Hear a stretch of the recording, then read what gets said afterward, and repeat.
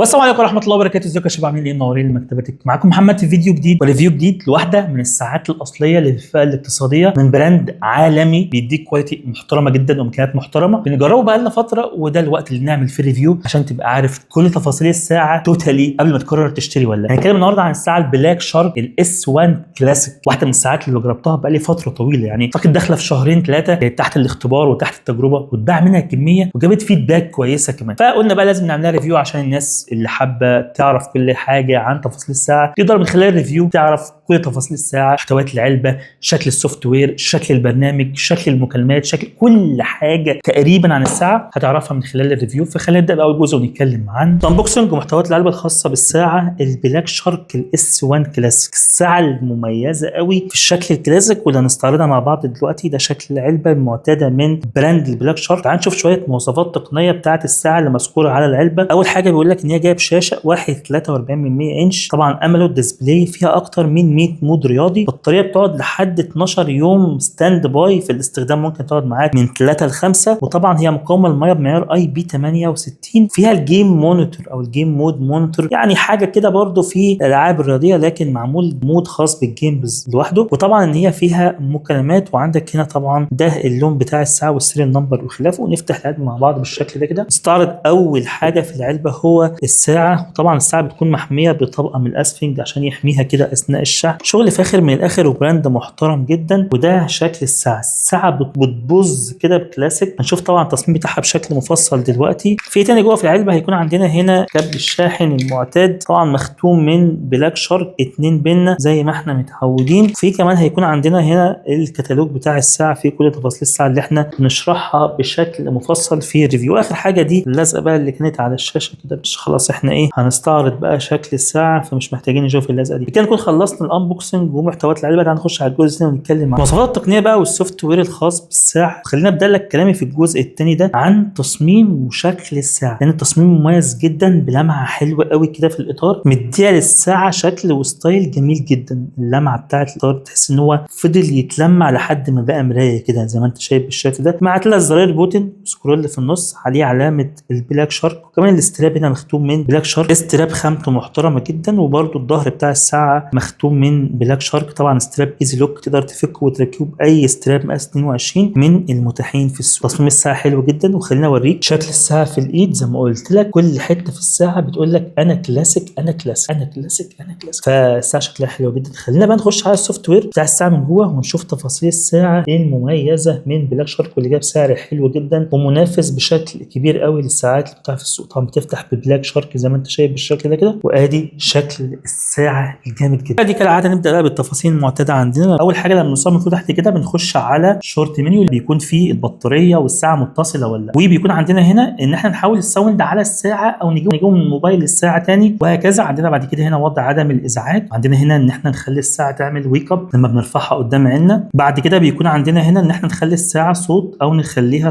فايبريشن او نخليها سايلنت. التحكم في مستويات السطوع نقدر نعليه ونوطيه بالشكل ده كده. وضع توفير الطاقه لو احنا عايزين نشغله عشان خاطر ان احنا نحافظ على البطاريه بشكل اكبر. وبعد كده عندنا هنا اوبشن الكشاف. هنا بعد كده عندنا العد التنازلي. بعد كده بيكون عندنا هنا السيتنج اللي هنتكلم عنها بالتفصيل لما نخش على القائمه. وفي بعد عندنا كمان شاشه ثانيه فيها هنا اوبشن طرد الميه عشان لما تكون بتستخدم الساعه في ميه، لان الساعه مقاومه ميه بمعيار اي بي 68 تقدر تغسل بيها ايدك والحاجات البسيطه دي. فده عندك اوبشن طرد الميه. البطاقات الخاصه بقى بالكيو ار بتاعك نتكلم عنها في البرنامج. هنا الكالندر او التقويم بتاعك، وعندك ايه جدول اعمال النهارده. الاله الحاسبه لو انت عايز تعمل علامات حسابيه. البحث عن الموبايل بالشكل ده كده، والموبايل بيضرب بنغمه خاصه بالبرنامج. وهنا الكيو ار الخاص بالبرنامج اللي هنتكلم عنه في الجزء الثالث من الفيديو. لما بنسوايب من الشمال لليمين كده بنخش على الستيتيوس بتاعتنا. مشينا كام خطوه النهارده، حلقنا كام سؤال، حلقنا مش المسافه قد ايه. ولما نطلع كده بنلاقي فيه داتا تفصيليه اكتر للحاله اليوميه بتاعتنا. بعد كده هنا في قياس النوم، نمت كام ساعه نوم عميق، كام ساعه نوم خفيف. بتقيس كويس بس مره واحده. وانت نمت مره واحده بالليل بتقيس لك مره دي، لكن ما بتقيس القيلولات. قياس نبض القلب او الاكسجين في الدم هنشوفهم مع بعض. وخلينا نشوف كده ده برضه حاجه من الحاجات المهمه اللي ممكن نجربها، وهو هل النبض او سنسور نبض القلب بيقيس بنفس سنسور الاكسجين ولا ده سنسور مختلف. فهنشوف كده على طول تحتيها الاكسجين نشوف بتقيس بسنسور مختلف ولا نفس السنسور مختلف. زي ما انت شايف النبض بسنسور والاكسجين بسنسور مختلف، وده بيدل على دقه قياسات. لما تلاقي حد حاطط لك سنسور هنا وسنسور هنا فمعنى كده ان هو مهتم بقصه القياسات. تعال نجرب مع الاكسيمتر بقى ونشوف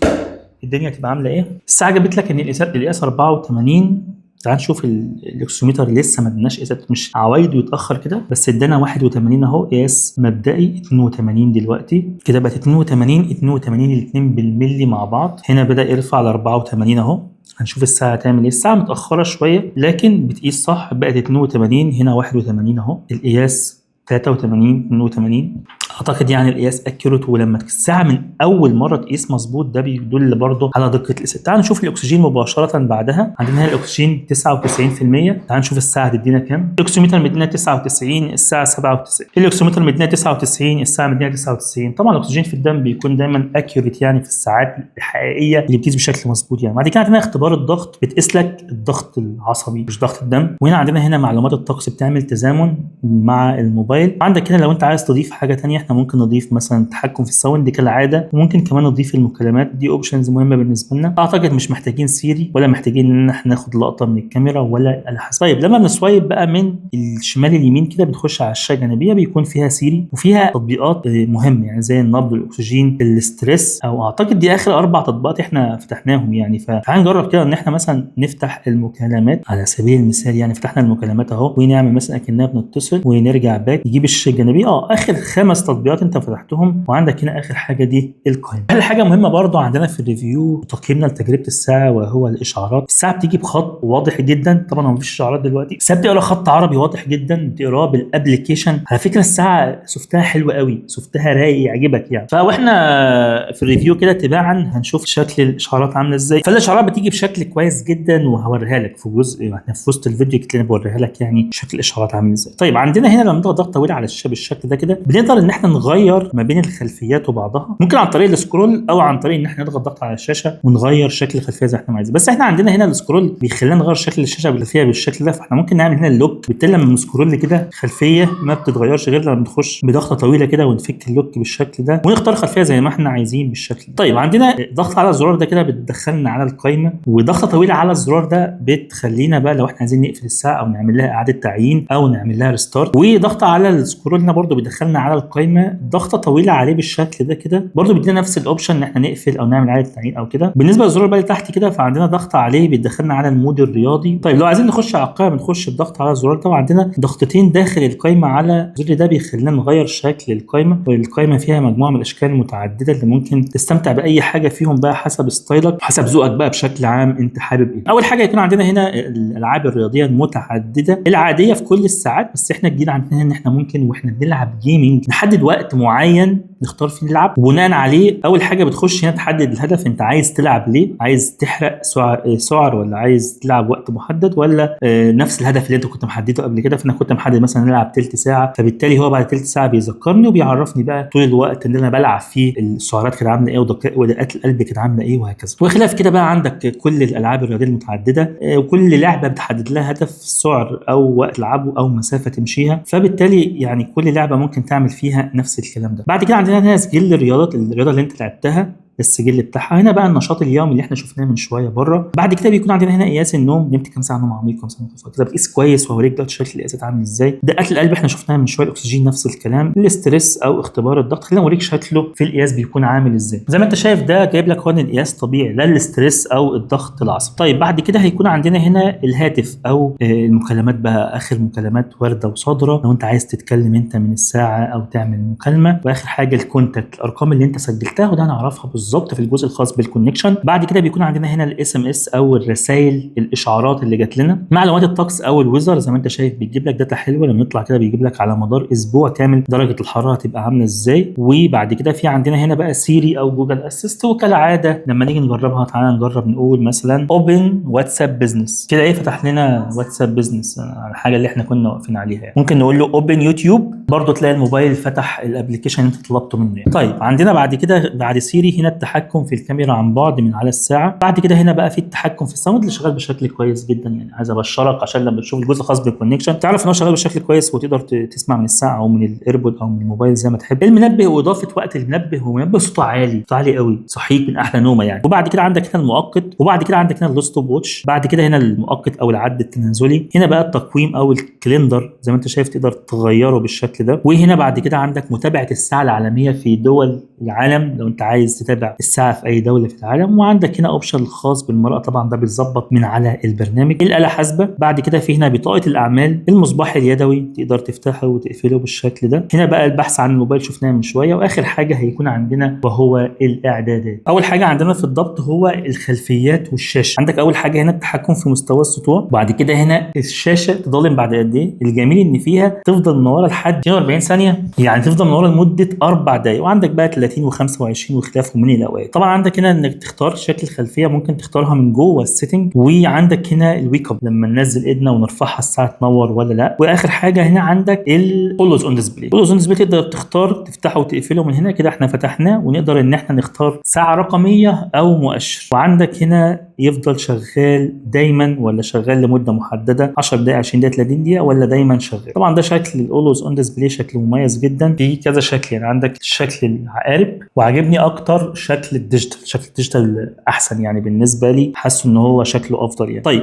بعد كده يكون عندنا هنا الصوت والاهتزاز. ممكن نفتح الصوت والاهتزاز، نفتح الاهتزاز بس، نعمل كتم للصوت زي ما احنا عايزين. وعندك هنا مستوى الفايبريشن ضعيف ولا قوي. بعد كده عندنا هنا اوبشن وضع عدم ازعاج، نفتحه ونقفله من هنا. هنا اوبشن حفظ الطاقه او وضع توفير الطاقه. هنا اوبشن الهاتف لو احنا عايزين نفتح المكالمات من هنا. ونفتح الصوتيات، يعني نخلي الصوت يطلع من الساعه. الاثنين موجودين في الساعه هنا. التحكم في اللغه طبعا احنا بنعملها حسب لغه الموبايل. وعندك هنا النظام بقى اللي هو لو انت عايز تقفل الساعه وتعمل لها اعاده تعيين، اعاده ضبط مصنع او ريستارت. واخر حاجه هنا الاباوت بتاع الساعه في الاصدار بلاك شارك اس 1 كلاسيك. وعندك هنا الكيو ار الخاص بالبرنامج. ده كل اللي موجود في الضبط او الاعدادات. وبكده نكون خلصنا الجزء الثاني من الفيديو، اتكلمنا عن كل الحاجات اللي ممكن تقابلها في الساعه، سوفت وير، شكل شاشه، تصميم، استراب، كل التفاصيل اللي ممكن تهمك او تقابلك في الساعه. تعال نخش على الجزء الثالث من الفيديو ونتكلم في البرنامج وربط الساعه بالموبايل. والساعه بتشتغل على برنامج اسمه شارك فيت لايف. الساعه دي لان من خلال تجربتنا لساعات البلاك شارك في برامج مختلفه، فالساعه البلاك شارك الاس 1 كلاسيك بتشتغل على برنامج اسمه شارك فيت لايف. ده شكل البرنامج من جوه، بنفتحه بالشكل ده. واهم حاجه بنكون فاتحين البلوتوث وفاتحين الجي بي اس، وطبعا فاتحين النت عشان ناخد احسن وافضل استقرار للكونكشن. اول واجهه بيكون عندنا وهي الواجهه الخاصه بالداتا الصحيه على مدار اليوم. عندك هنا الخطوات والكالوريز والوقت اللي انت عملت فيه رياضه النهارده او مشيت فيه. هنا عندنا مود الجيم، انا جربته امبارح وفضلت العب لمده 20 دقيقه. عندك هنا الكالوريز اللي حرقتها اثناء المود وهكذا. ده النشاط اليومي، عدد ساعات النوم، معدل ضربات القلب على مدار اليوم، وتشبع الاكسجين والضغط العصبي. ثاني واجهه هتكون عندنا في البرنامج وهي الواجهه الخاصه بالرياضه. لو انت عايز تلعب رياضه من خلال الابلكيشن مباشره، ده شكل المود الرياضي. طبعا جي بي اس شغال وتقدر تلعب رياضه مباشره من على الابلكيشن. وعندنا هنا بقى الجزء الخاص بربط الساعه بالموبايل. واول حاجه هو اظهار اسم الساعه، نسبه البطاريه، واول حاجه او بعد كده بيكون عندنا الخلفيات. الخلفيات اللي اوريدي موجوده على الساعه مباشره تقدر تغيرها بضغط على الزرار ده بالشكل ده كده. او لو انت عايز تحمل بقى خلفيه بتخش بتلاقي مجموعه كبيره جدا من الخلفيات. انا هحاول اوريها لك لان ده جزء مهم الناس بتهتم بيه، عايزه تشوف الخلفيات وعدد الخلفيات اللي على الابلكيشن. ده قسم اسمه الارت، ودي الخلفيات اللي موجوده عليه. مجموعه حلوه من الخلفيات، اعتقد دول 40 او 50 خلفيه. في قسم تاني عندنا اسمه نيو واتش فيس، دي خلفيات جديده بتنزل على الابلكيشن. برضو مجموعه من الخلفيات الحلوه جدا. بيبقى فيه ساعات حاجات مشتركه ما بين قسم والتاني. فده مثلا بالنسبه للنيو واتش فيس. تعال نجرب نحمل الخلفيه دي بالشكل ده كده. ده شكل الخلفيه اهو بعد ما حملناها. وفي بقى مجموعه مختلفه، خش اوريك بقى التصنيفات برضو عشان خاطر تبقى عارف. عندنا هنا بقى الفاني، برضو مجموعه كبيره، مجموعه برضو مميزه من الخلفيات اللي ممكن تحملها من على الابلكيشن للساعه. تخش على تصنيف تاني اسمه كولرفول، برضو مجموعه من الخلفيات اللي تميز بالوان جذابه، يعني زي ما انت شايف برضو مجموعه كبيره جدا من الخلفيات. وهكذا تنزل فيه تحت تلاقي اكتيفيتي، برضو مجموعه من الخلفيات. تنزل تلاقي فيه حاجه اسمها كلاسيك، خلفيات كلاسيك اهو، مجموعه برضو حلوه جدا. تعالى ايه الخلفيه ديت لايقه عليا، فانا ممكن احملها بالشكل ده كده. شكلها جميل قوي، شكل الخلفيه حلوه جدا ومميز. وهكذا بقى عندك طبعا تقدر تنزل صوره شخصيه، تخش على الاستديو بتاعك بقى وتحمل صوره، وبتظبط بقى مكان الوقت وشكل التاريخ ولون الخط اللي انت بتكتب بيه. تفاصيل حلوه جدا في الخلفيه اللي انت ممكن تنزلها من الابلكيشن او صوره شخصيه خاصه بيه. بالنسبه عندك هنا للرسائل او الاشعارات، عندنا هنا تزامن للمكالمات، للاس ام اس، ومجموعه كبيره جدا من الاشعارات. لو في ابلكيشن مش موجود هتلاقي في حاجه اسمها اذر.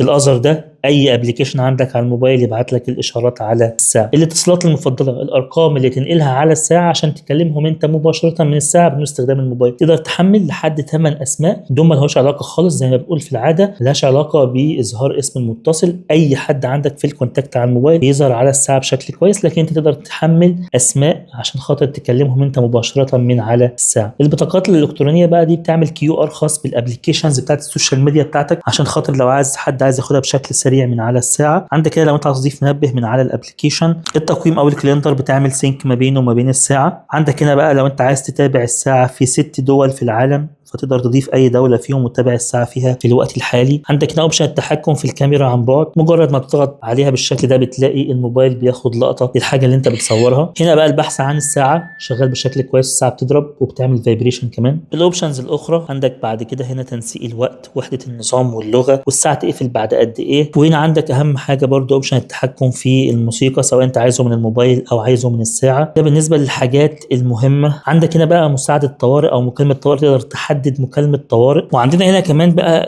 مراقبه ضربات القلب على مدار اليوم وعايزه تقيس كل قد ايه. وهنا برضو تذكير بالحركه شغاله، هنا التذكير بمعدل ضربات القلب لما توصل للحد الاعلى، وهكذا من الداتا الصحيه اللي ممكن تستفاد بيها من خلال الابلكيشن. اخر صفحه عندنا في الصفحات الخاصه بالابلكيشن وهي الاكونت الخاص بيك، الداتا بقى بتاع تسجيل الدخول في الابلكيشن والمعلومات الخاصه بيك، تاريخ ميلادك ووزنك والحاجات دي كلها. ايه الاهداف اللي محتاج تحققها في الحركه والسعرات الحراريه والتمارين الرياضيه، ده بالنسبه للابلكيشن والداتا الخاصه بتاعه الكونكشن وربط الساعه بالموبايل. الحاجات المهمه كلها قلناها بشكل مفصل يعني. بالنسبه للتحكم في الساوند اللي شغال زي ما قلت لك بشكل كويس جدا، نقدر ان احنا نتحكم في الساوند من على الساعه، ودي نقطه مهمه كنت قلت لك قبل كده، بسبب لو انت عايز تربط ايربود او لو انت عايز تسمع ساوند او حاجه من على الموبايل او من على الساعه او من على الايربود، وفي نفس الوقت تتحكم من الساعه مباشره. على سبيل المثال ادي كده الساوند شغاله اهو عندنا على الموبايل، وده صوت الساوند اهو، ده كده في الساعه، ده كده في الموبايل. نقدر ان احنا نوطي او نعلي بالشكل ده كده، ونقدر نجيب الساوند اللي بعد كده او الساوند اللي قبل كده، او ان احنا نوقف ونرجع نشغل. ده كده الصوت على الموبايل او ايربود او صب او ايا كان، لكن التحكم بيكون من الساعه. طب لو احنا عايزين الصوت بقى من على الساعه، محولين الصوت كده بقى على الساعه، فبالتالي لما نشغل الساوند بالشكل ده كده الصوت بقى على الساعه.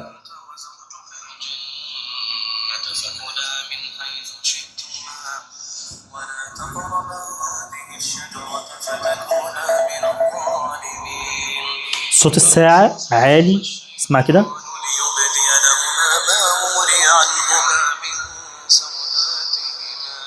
فصوت الساعة حلو جدا وعالي جدا. طبعا نقدر برضو نتحكم في الساوند من على الساعة، نجيب الساوند اللي قبل كده، نجيب الساوند اللي بعد كده، الصوت نوقفه نشغله، نوقفه ونشغله زي ما احنا عايزين، والصوت واضح جدا. ده بالنسبة لنقطة التحكم في الساوند من على الساعة، ده بشكل كويس جدا تقدر تعتمد عليها في نقطة الايربود والصب، واسمع من الموبايل، اسمع من العربية، اسمع من الساعة وهكذا. تعالى بينا نروح. زي ما شاف صديقي الساعه بتدعم اظهار اسم المتصل بشكل كويس جدا. نقدر ان احنا نخلي الساعه سايلنت او ان احنا نرد او نكنسل. خلينا اسمعك صوت الساعه في المكالمات كده. سامعني كويس انت؟ طيب نقدر اثناء المكالمه ان احنا نعمل ميوت للمكالمه، ونقدر ان احنا نرجع المكالمه للموبايل او نرجعها تاني للساعه. ده اوبشن حلو جدا مش موجود في ساعات كتير. وطبعا احنا نتحكم في الساوند، نعلي ونوطي. سامعني كويس يا وائل؟ الصوت واضح يعني معاك؟ ده بالنسبه لتجربه الساعه في المكالمات واظهار اسم متصل شغال بشكل كويس جدا بدون ما نسجل اي اسم عندنا على البرنامج. الساعه بتدعم اظهار اسم متصل. تعال نخش على الجزء الاخير يلا ونتكلم عن الخلاصه ورأي عام عن الساعه البلاك شارك الواتش S1 كلاسيك. بقالي فتره بنادي كده بقول يا جماعه اهم حاجه لما تيجي تشتري بقى ساعه اصليه وكده، والاختيارات اللي في الساعات الفئه الاقتصاديه دي بما انها كترت، فانت دور على الشكل الحلو. يعني شوف شكل بقى يناسبك، ستايل ساعه يكون رايق حلو ملائم للجو العام بتاعك في شغلك في حياتك اليوميه، وبعد كده دور على المواصفات. لان تقريبا بخلاف الشكل بتاع المنتج بقت المواصفات تقريبا واحده. يعني بقت المواصفات اللوجيك، يعني المواصفات البيزك الاساسيه، اظهار اسم متصل، تحكم، ساوند، شاشه اموليد اولويز اون ديسبلاي، مجموعه من الخلفيات، برنامج مستقر، اشعارات باللغه العربي. بقت التفاصيل ديت كلها متكرره في الساعات. فاحنا على قد ما نقدر بنحاول نستعرض شكل الساعه ونوريك تفاصيلها، انك ممكن تغير لها ستراب، تقدر تغير خلفيه، تحط صوره شخصيه، تقرا الاشارات بخط واضح، تاتش سلس. التفاصيل دي كلها هي اللي بتخليك بعد كده بقى تقرر تشتري الساعه. وده كله موجود في الساعه البلاك شارك الاس 1 كلاسيك، ما عنديش عليها اي ديفوهات، ساعه مستقره ستيبل، برنامج حلو من براند اصلي، تاخد عليها ضمان 6 شهور من الستور. فتوتالي يعني من التفاصيل اللي تخليك تقول لك دي بعد ما يعجبك شكلها ده اختيار مثالي. في النهايه لو الساعه عجبتك وحابب تقتنيها، هتلاقي تحت في صندوق الوصف لينك الشراء، وهتلاقي في الاي فوق برضو عندك لينك الشراء مباشره. ولو انت وصلت لحد اخر الفيديو هتلاقي برضو الرابط بتاع الشراء. فلو انت حابب تشتري عندك كل الطرق دي للشراء، او تواصل معانا على صفحتنا على الفيسبوك او الواتساب لو انت عايز تشتري او تتواصل معانا بشكل مباشر. في النهايه صاحب ما تنساش تعمل سبسكرايب للقناه الفيديو، عجبنا اللايك الجميل، فعل زر الجرس عشان كل جديد في عالم السمارت ووتش بشكل خاص، اكسسوارات الموبايل بشكل عام. كان معاكم محمد في امان الله، استنونا في ريفيو جديد وساعه جديده، والسلام عليكم ورحمه الله وبركاته.